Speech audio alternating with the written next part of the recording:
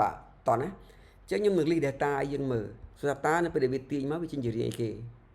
នេះនៅពេលដែលវា query ចេញពី table new នឹងមកចេញជារៀងអីគេនៅលើហ្នឹងតោះណាចេញដាក់ថា dd មក data list នេះហេ list អានេះ display យើងមើលនៅលើនេះហ្មងណានៅលើ dd នេះបើចឹងខ្ញុំ run ឲ្យយើងមើលណាបាទ refresh គឺវាចេញមកឲ្យយើងនេះតើអត់មានអីមាន10ទិន្នន័យនេះ array 10 array คลิกមកវាមាននេះ ready zone នេះคลิกមកនេះទិន្នន័យរបស់វានេះយកមកទិញទិន្នន័យវាចេញមកជាអីគេជា array index array object បើនិយាយទៅចេញជា array object ចឹងវាមិនរៀងមួយ array អានេះមិន object នេះ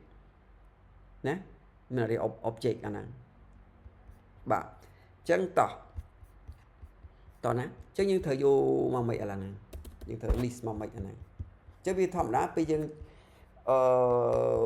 คลิกនៅលើ route របស់យើងនេះចុចលើ home page របស់យើងនេះ home page នេះបាទ home page ហ្នឹងវាមិនអីគេវាមិន route មកនេះមែនទេ route មកនេះអានេះវាមិន route មកនេះវាមិនធ្វើការ function index របស់យើង index វាធ្វើការអីគេ index នៅក្នុងគេនៅក្នុង new controller របស់យើងនេះជឿវាបោះ data list មកកាន់ index មកនេះមែនទេវាមិន route ទៅកាន់អីមកកាន់អានេះមកកាន់អីគេមកកាន់ home របស់យើងនេះបោះតំណែងនេះមកកាន់ home មែនទេ home អានេះចឹងអាច loop មកបានទេប៉ានេះ loop មកបានណា add មក for each អីគេ $data list ចឹង as អីគេ $data មើលតិចសិនណា data list អត់នៅក្នុងហ្នឹង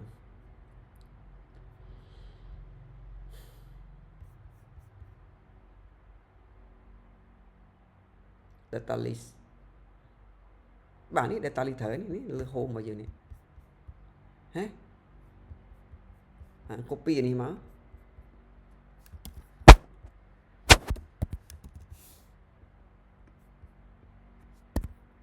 បាទចឹង run របស់ខ្ញុំម្ដងទៀតមក refresh មកនេះ1 2 3មកតំណែងទាំងអស់នេះឃើញទេបាទអញ្ចឹងខ្ញុំសុំដាក់អីគេចូលអានេះយើងដាក់អីគេអានេះ image មិន img បាទ $data point កាន់គេ img បាទតោះ run fresh work ហេណាហើយដាក់អីគេចូលដាក់ title ចូលទៅនេះអីគេនេះបាទ enter អី sorry បាទ data title បាទ run អស់គ្នា refresh working មកនេះចាអត់ត្រូវអត់នេះវា error cs ចឹងខ្ញុំមើល cs តិច box img box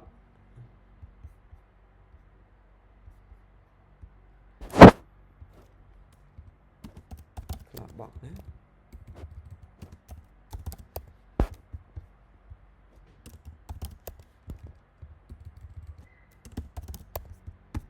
បាទ run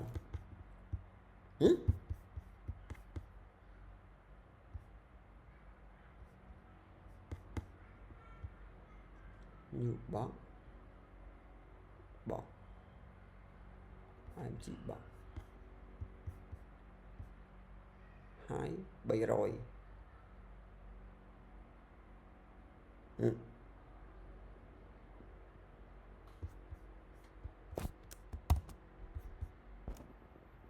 បាទ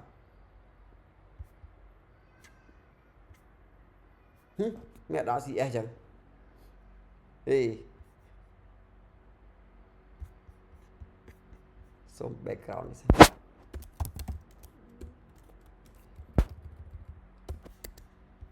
img ឈប់អូនេះមាន img box មកតង់ទៀតមិនដាក់ទេ img box ដាក់ទៅនេះទៅបានទេ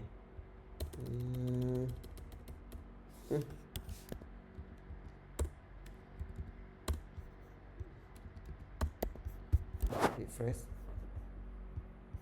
មកណាអូខេណាចឹងតឡើងតិចមកកុំឲ្យវានេះពេកយកវា 80%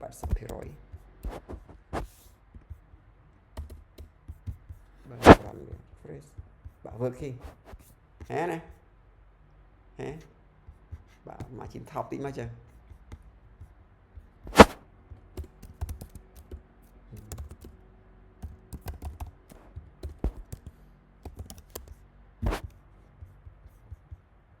វើឃើញបាទចឹងយើងមើលនៅលើអានេះរបស់យើង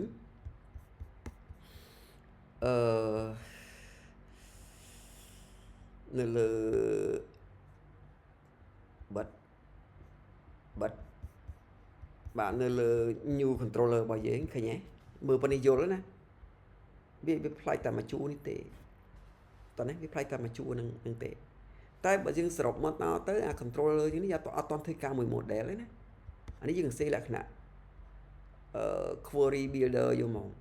អាហ្នឹងណាឃើញយើងដាក់ឈ្មោះ table របស់យើង direct ទៅហ៎បាទអត់តបានធ្វើការមួយ model ទេអានេះតទៅមុខទៀតបើយើងធ្វើការមួយ model របស់យើងខ្ញុំសរសេរបែបនេះឲ្យយើងមើលសិនដល់ណាអញ្ចឹងអូខេអញ្ចឹងវាដើរឲ្យយើងនៅលើហ្នឹងអញ្ចឹងណា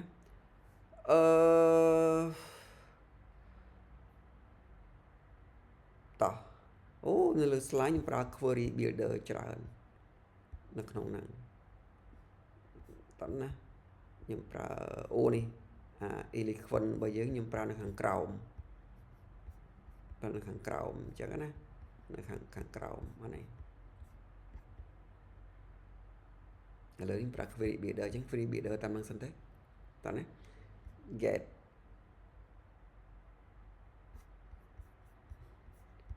គេជាដូចដើរទៅនេះ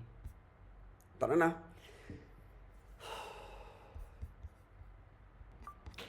តោះអញ្ចឹងបើយើងមើលនៅលើអាកន្លែងយើង get data នេះបើខ្ញុំ DD មើលយើង DD មើលទាំងអស់គ្នាអញ្ចឹងពេលយើង refresh មកយើងឃើញហ៎វាទាញមក10ទិន្នន័យមានថាវាមានក្នុង database យើងមានប្រមាណទាញមកទាំងអស់ដោយសារក្នុង table យើងមានទិន្នន័យប្រមាណវាទាញមកទាំងអស់អានេះដោយសារតែក្នុង table ខ្ញុំវាមានតែ10ទិន្នន័យទេអញ្ចឹងมันវាបង្ហាញតែ10ទិន្នន័យមកអញ្ចឹងទិន្នន័យមួយបើចុចមកទៅវាបង្ហាញទាំងអស់ field ហ្មងមានទាំងពី ID date title អីមកកណូអញ្ចឹងមកចុះបើសិនជាមាន100 field វាទាញមកទាំង100 field ឲ្យយើងហើយចុះបើសិនយើងចង់បានតែ column ណាមួយមកថាយើងបានតែ column ID title img យើងចង់បានតែ3ហ្នឹងទេអញ្ចឹងនៅកន្លែងនេះយើងប្រើអីគេនេះអាច enter បានណាចាអាមុខនេះយើងអាច enter មកយើងអាច point ទេដាក់ថា select ហើយយើងបោះ ID title img យើងទៅឃើញទេ tab តិចមកយើងប្រើ select ចឹងយកតែយើងទាញ ID title img ចេញពីណាចេញពី table new ឃើញណាហើយ get នេះវា display តំណែងហ្នឹងមកអញ្ចឹងយើង refresh មើលម្ដងទៀតបាទ10តំណែងដដែលប៉ុន្តែមួយកលឹមមានប៉ុន្មានកលឹមមានតែ3 field ទេអញ្ចឹងធ្វើបែបនេះវាលឿនជាងអានោះវាទាញមកទាំងអស់ field មែនទេអញ្ចឹង field ខ្លះយើងអត់ប្រើកាវនឹងទាញមកទៅអីយល់និយាយឡើងហ្នឹងណាយើងប្រើ select អញ្ចឹងទោះថាខ្ញុំដឹងមកពីណាហ្នឹងខ្ញុំមិនដឹងមកពីណាទេក្នុង official Laravel មានប្រាប់ឲ្យយើងហើយនេះឃើញនេះ select statement នេះឃើញណាយល់ណាខ្ញុំបើកមើលកន្លែងហ្នឹងទេណាកន្លែងហ្នឹងអូខេអញ្ចឹងរួចរាល់កន្លែងហ្នឹងអញ្ចឹងអ្វីយើងត្រូវតមកទៀតគឺមានន័យថានៅពេលដែលយើងចុចនៅលើអានេះចុចលើនេះ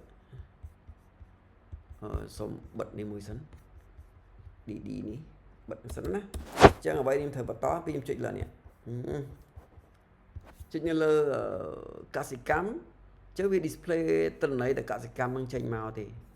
តោះណាពេលចុចលើសង្គមវា display តែសង្គមនឹងចេញមកទេនៅលើហ្នឹង